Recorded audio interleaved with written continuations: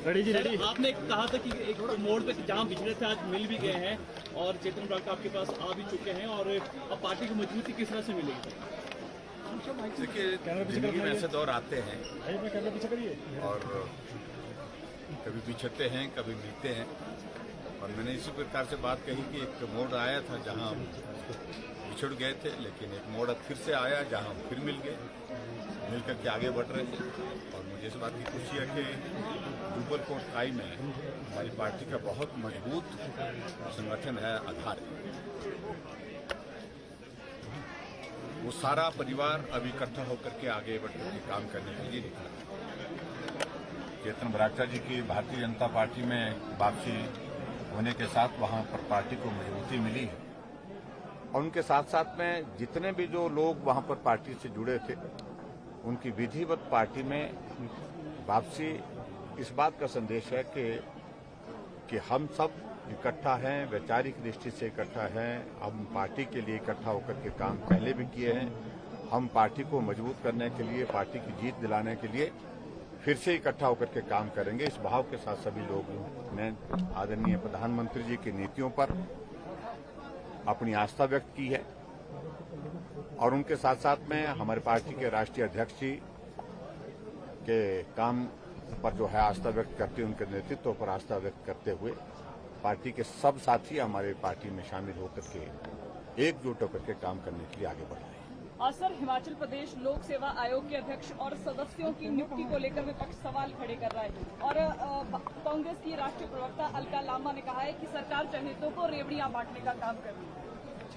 देखिए, कांग्रेस से नहीं पूछना हमने कि क्या करना है, वो अपना मार्गदर्शन अपने पास रखे, लेकिन इतना मैं जरूर कहना चाहता हूं कि बहुत जल्दी ये प्रक्रिया पूरी होगी। सर, बड़े नेता नियमों के मुताबिक आपके ऊपर आरोप लगा रहे थे कि भाजपा के जो नेता है वो कांग्रेस में शामिल होंगे, पर अब देखा जा रहा है कि जो है कांग्रेस के यहाँ पर आ रहे हैं। सर, इसको किस तरह से देखते हैं? सर, देखिए, वो सारे बात कह रहे थे, हम कुछ कह ही नहीं रहे थे, और कुछ कहे भी नहीं, बहुत कुछ हो गया।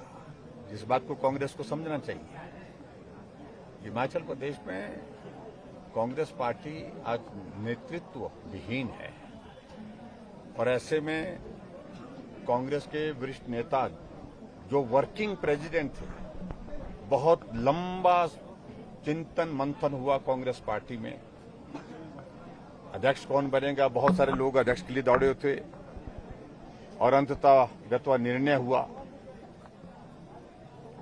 लेकिन अध्यक्ष के साथ 4 कार्यकारी अध्यक्ष बनाए गए, और 4 कार्यकारी अध्यक्ष इसलिए कि भाई एक योजना बनाई गई कि इससे जो है वो पार्टी को मजबूती मिलेगी, और उस पार्टी के कार्यकारी अध्यक्ष जो है भारतीय जनता पार्टी में शामिल हो गए।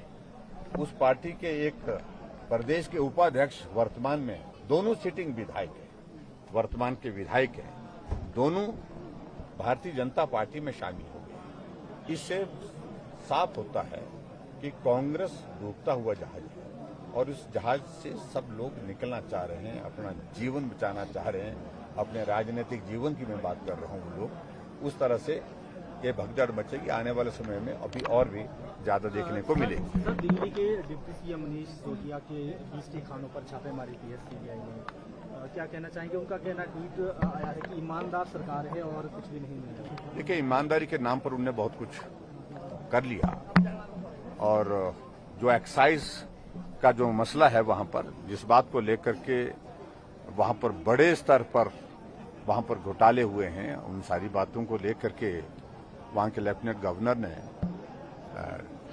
कहा कि ये जांच का विषय बनता है, और सीबीआई को रेफर किया है, उन्होंने रिकमेंड किया है कि भाई ये इसमें जांच बनती है और इसमें कार्रवाई होनी चाहिए। और बच्चा जानता है कि वहां दिल्ली में एक्साइज में क्या हो रहा है, किस प्रकार की सारी चीजों को वहां पर प्लान करके एक्साइज के माध्यम से पैसा इकट्ठा करने का उनने एक तरीका निकाला था। और ऐसे में मुझे ज्यादा नहीं कहना है, क्योंकि अभी तो सारी चीजों को लेकर के कानून के मुताबिक जो कार्रवाई हो रही है वो हो रही है, लेकिन फैक्ट्स आने चाहिए, फैक्ट्स आने दीजिए, उसके बाद बात करेंगे। सर, गारंटी भी उन्होंने दी है, पीछे यहाँ आए थे, शिमला आए थे, 5 गारंटी आए थे कम्युनिस्टों का लेकर। लेकिन मैं इतना ही कह रहा हूं कि सारी चीजों पर एक्सपोज हो गया, आम आदमी पार्टी की बात है, कांग्रेस पहले से एक्सपोज है और आम आदमी पार्टी अब हो रही है। किसान मंच का जो आंदोलन चल रहा है, बागवान जो बोल रहे हैं कि इकट्ठे यहाँ पर हुए हैं, जेल भरो आंदोलन भी यहाँ पर किया, आगे और चेतावनी दी है कि और इससे उग्र आंदोलन सिर्फ ऐसा मैं मानता हूं उसमें अब किसानों के हित से ज्यादा, बागबानों के हित से ज्यादा राजनीतिक हित जो है वो सामने आ गया है उनके। मैं आग्रह करूंगा उनसे कि जो जेन्युइन इश्यूज है उन पर हमारी चर्चा हुई है, बातचीत हुई है, उसके समाधान करने के लिए कुछ कदम हमने उठा लिए हैं, कुछ कदम उठाने के, लेकिन कम से कम बागबानों और किसानों को गुमराह करने की कोशिश मत करो, इसमें राजनीति लाने की कोशिश मत करो। सर अब एनपीएस वाले सर 7वां दिन है आज उनकी कर्मिक भूख हड़ताल पर। वो कह रहे हैं कि उन्हें सिर्फ 14% नहीं चाहिए, जो ओल्ड पेंशन वही यहाँ पर चाहिए। आपसे मांग करें। उनकी मांग है, उस पर विचार कर रहे हैं। सर आउटसोर्स वाले राहत ताक रहे हैं।